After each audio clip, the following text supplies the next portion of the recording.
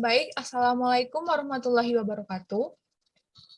Perkenalkan, kami dari kelompok 2 yang beranggotakan Rahadi Bimansah dengan NPM A1C020029.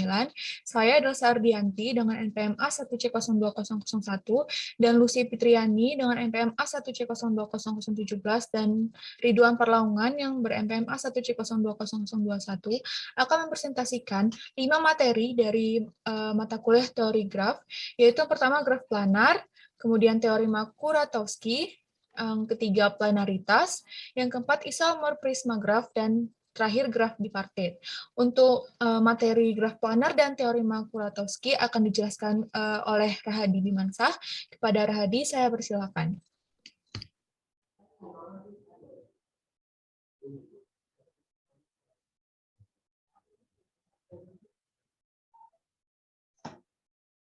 Baik, terima kasih atas kesempatannya moderator. Saya Rahadi Bimansah dengan NPM A1C02029 akan menjelaskan untuk materi bagian pertama dan kedua. Untuk bagian yang pertama adalah graf planar.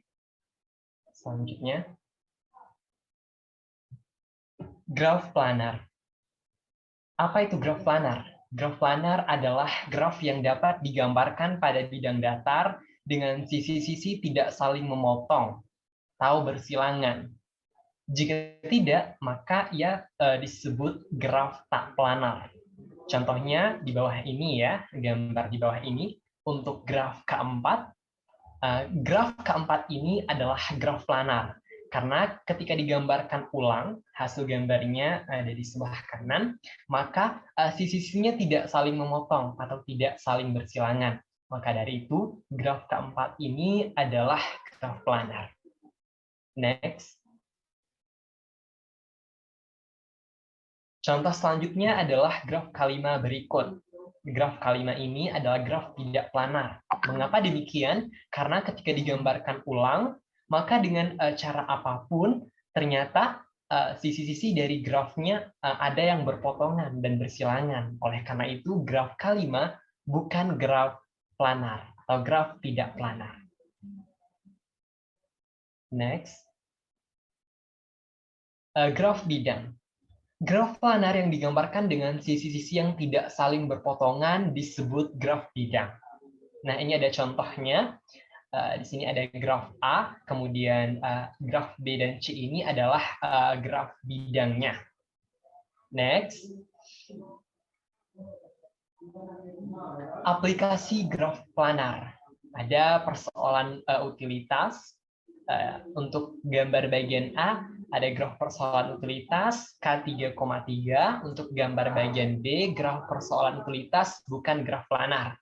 Coba kita lihat gambar D. Di sini terdapat sisi yang bersilangan atau berpotongan. Jadi dia bukan graf planar. Next. Graf planar. Contoh lainnya yaitu perancangan IC ya untuk aplikasinya. Karena tidak boleh ada kawat-kawat di dalam IC board yang saling bersilangan, dapat menimbulkan interferensi arus listrik malfunction. Kemudian perancangan kawat memenuhi prinsip graf planar. Next. Adapun contoh soal, gambarkan graf di bawah ini sehingga tidak ada sisi-sisi yang berpotongan menjadi graf bidang. Oke, jadi kita akan menggambarkan graf planar atau graf bidang dari soal ini. Coba kita lihat solusinya. Kita gambarkan ulang ya. Ternyata tidak ada sisi-sisi yang saling berpotongan atau bersilangan. Oleh karena itu, graf ini akan menjadi graf bidang.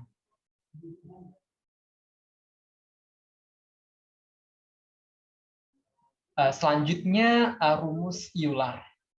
Sisi-sisi pada graf bidang membagi bidang datar menjadi beberapa wilayah region atau muka class. Graf bidang pada gambar di bawah ini terdiri atas 6 wilayah, termasuk wilayah terluar. Coba kita perhatikan gambar berikut. Di sini ada wilayah ya, ada R sebagai wilayah, R1, R2, R3, R4, R5, R6. Jadi ada 6 wilayah. Next. Adapun hubungan antara jumlah simpul disimbolkan dengan M, jumlah sisi disimbolkan dengan E, dan jumlah wilayah disimbolkan dengan F pada graf bidang. Rumus Eulernya yaitu N dikurang E tambah F sama dengan 2. Coba kita perhatikan gambarnya. Pada gambar di atas, E itu sama dengan 11, N sama dengan 7, dan F sama dengan 6.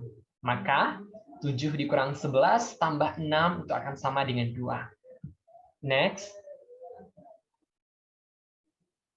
Selanjutnya contoh soal. Misalkan graf sederhana planar memiliki 24 buah simpul. Masing-masing simpul derajat 4.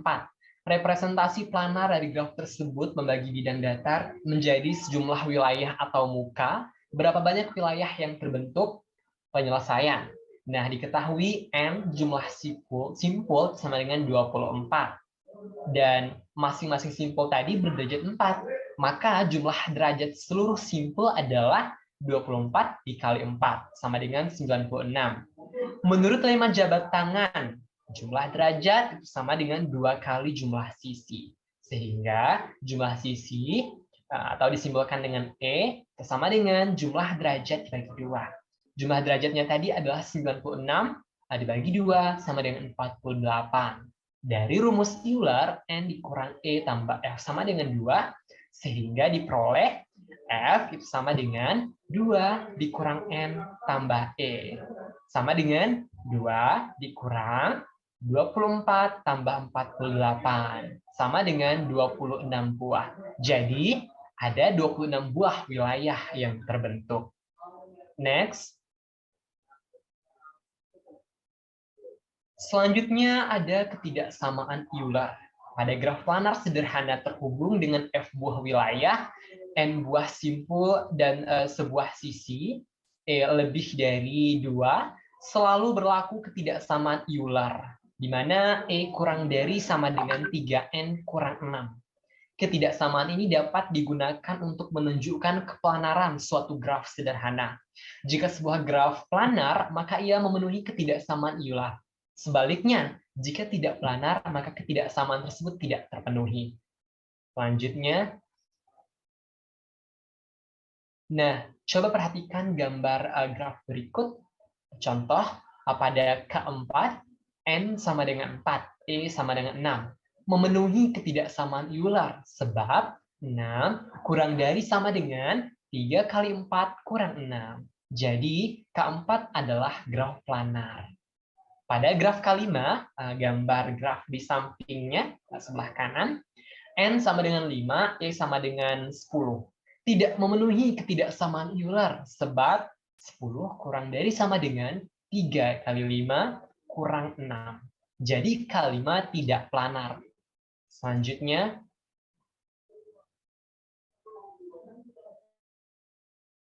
ketidaksamaan E kurang dari sama dengan 3N kurang 6 tidak berlaku untuk K3,3. Karena E sama dengan 9, N sama dengan 6. 9 kurang dari sama dengan 3 kali 6, kurang 6 sama dengan 12. Jadi E kurang dari sama dengan 3N kurang 6. Padahal graf K3,3 bukan graf planar. Coba kita perhatikan gambar di samping ya. Ini adalah graf K3,3. Buat asumsi baru, setiap daerah pada graf planar dibatasi oleh paling sedikit 4 buah sisi. Dari penurunan rumus diperoleh E sama dengan 2N kurang 4. Selanjutnya, contoh graf K3,3 pada gambar di bawah ini tidak memenuhi ketidaksamaan E kurang dari sama dengan 2N kurang 4. Karena E sama dengan 9, N sama dengan 6. 9 kurang dari sama dengan 2 kali 6 kurang 4 sama dengan 8. Salah. Yang berarti K3,3 bukan graf planar. Jadi graf 3,3 ini bukan graf planar. Karena ketika kita gambarkan ulang, ya, sisi-sisinya itu saling berpotongan. Next.